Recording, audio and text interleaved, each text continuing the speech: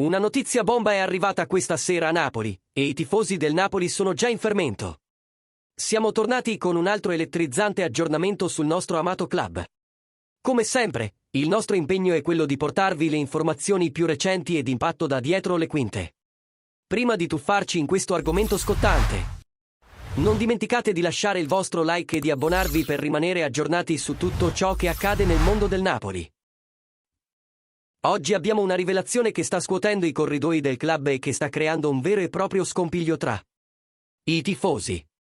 Sì, c'è qualcosa di grosso dietro le quinte del Napoli, e voi vorrete sapere tutto.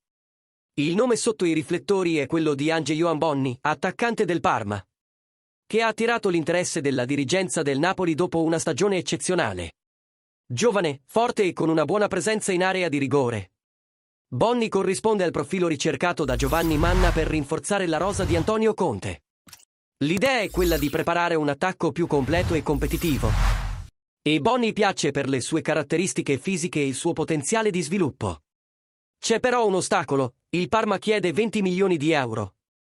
Cifra che il Napoli considera alta per un giocatore che deve ancora affermarsi nell'elite della Serie A.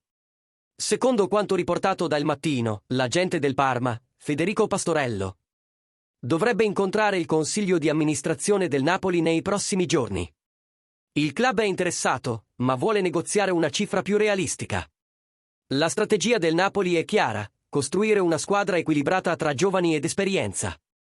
Conte vuole alternative offensive, soprattutto con Romelu Lukaku che sente già il peso dei suoi 32 anni. Anche con buoni numeri, non può più reggere il peso da solo. L'interesse per Bonni dimostra che il club sta guardando al futuro. Se il Parma non riduce il prezzo, il Napoli potrebbe rinunciare e cercare altre opzioni. E ora vogliamo sentire voi, tifosi del Napoli: Bonni vale i 20 milioni? Il Napoli ha fatto bene a tirarsi indietro? E il Napoli dovrebbe entrare nella mischia?